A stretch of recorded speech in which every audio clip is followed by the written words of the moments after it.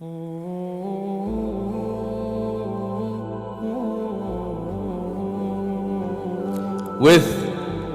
difficulties. The one nusb goes back to the body, and adab goes to his wealth and mal. He said, Shaitan touched me with sickness. I'm sick. He had skin problems.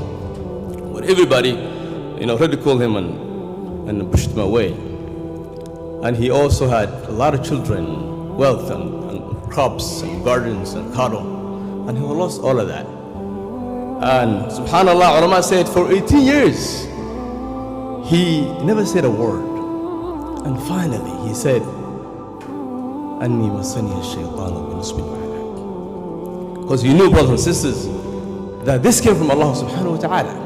And only Allah, Jalla Jalaluhu wa Alla Manaluhu, can take it away from you.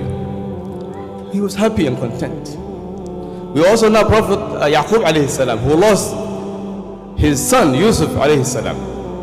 The ulama said Prophet Yaqub was just making dua for 80 years. 80 years. He lost Yusuf when he was a little kid. Remember how they took him and put him in a well? And his gun, 80 years left. And he started weeping and crying.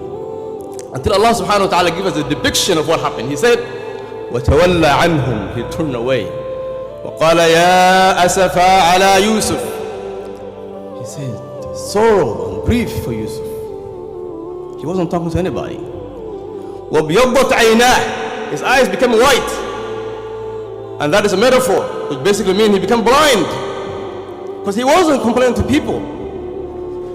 وَبْيَضَّتْ عَيْنَاهُ مِنَ الْحُزْنِ فَهُوَ كَظِيمٌ. His eyes became white because of sorrow and grief. And Allah subhanahu wa ta'ala gave him a sifa, description. He said, فَهُوَ كَظِيمٌ. Yaqub is Kazim. What is Kazim? What is the word Kazim mean? Ibn Kathir in his tafsir, he said, Al-insan al-mamlu' huznan wa huwa yaktumu huznahu 'an nas. He said it's a person who's filled with depression, anxiety and sorrow, but he's hiding from people. He kept crying. And for the last 6 years of his life, he was blind. Alayhi salam. Yet he didn't complain to anybody.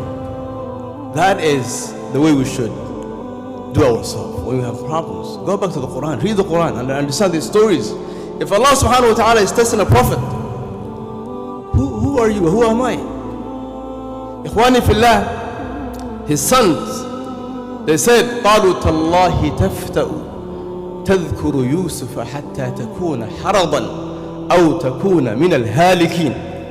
They said Tallah, the word Tallahi, they swear by Allah, but then they didn't say Wallahi and they didn't say Billahi, because Tallahi is harder than Wallahi and Billahi. So when someone says Tallahi, is a very serious topic.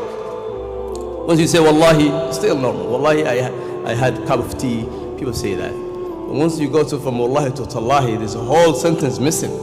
He basically said Wallahi Billah until he reached Tallah. Until they said, Tallahi tafta'u tadhkuru Yusufa. Oh our father, you don't cease and stop crying. Hatta takuna haradan. What does the word harad mean? Until you become an old man.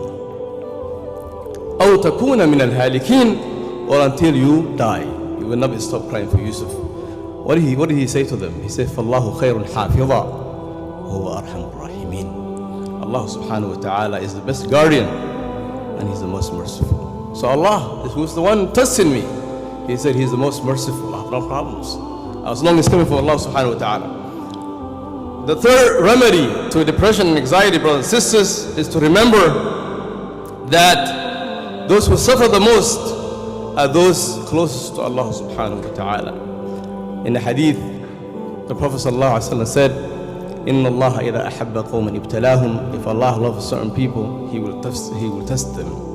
The fourth one, ikhwani fillah, is the fourth remedy to depression and anxiety and stress is to know that your difficult situation is a sign that Allah subhanahu wa ta'ala wants good for you. The Prophet ﷺ said, whenever Allah subhanahu wa ta'ala wants good for a person, He will hurry and hasten for him his suffering in this world.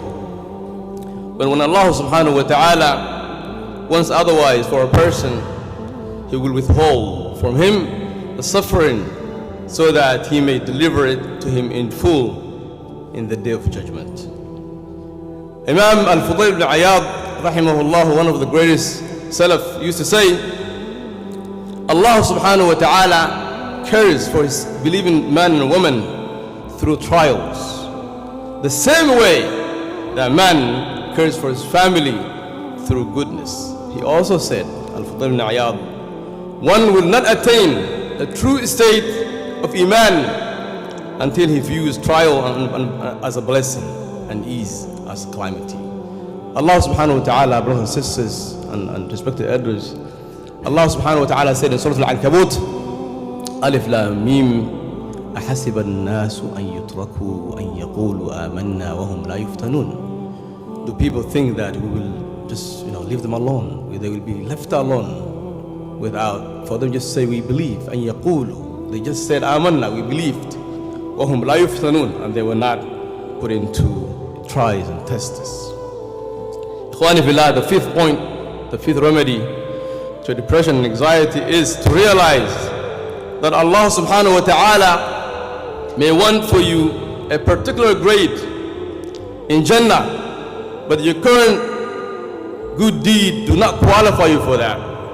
Therefore, Allah subhanahu wa ta'ala will help you attain that through sending a trial to you. The Prophet sallallahu alaihi wasallam said, Ikhwani fillah, if Allah subhanahu wa ta'ala has decreed a specific grade in Jannah for a servant of His, despite not possessing the sufficient good deeds for it, Allah subhanahu wa ta'ala tests him in his body, wealth, children, and then it inspires him to have patience, and then that person will be qualified for that grade in Jannah.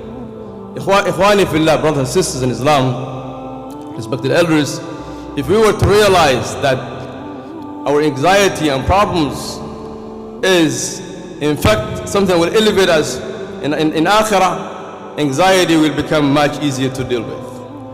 The sixth point, ikhwani fillah, that will reduce our depression, anxiety, is to believe in al-qadar, the destiny of Allah subhanahu wa ta'ala, to believe in the divine destiny. Realize that whatever that has been fallen upon you had to happen. It had to happen. Could not have been any other way. This could not have been any other way.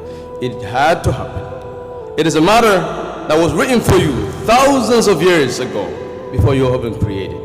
Allah subhanahu wa ta'ala said in Surah Al-Hadid, ما أصاب من مصيبة في الأرض ولا في أنفسكم إلا في كتاب من قبل أن نبرأها إن ذلك على الله يسير, which means there's no disaster that befalls on the earth or in yourself, but it is in a book before we bring it into being. The seventh, ikhwani fillah, point that will give us a relief to our depression and anxiety is it could be that Allah subhanahu wa ta'ala has tested you. It could be Allah subhanahu wa ta'ala tested you in order to push away from you something far worse than what had just taken place. أقول ما تسمعون وأستغفر الله لي ولكم فاستغفروه إنه هو الغفور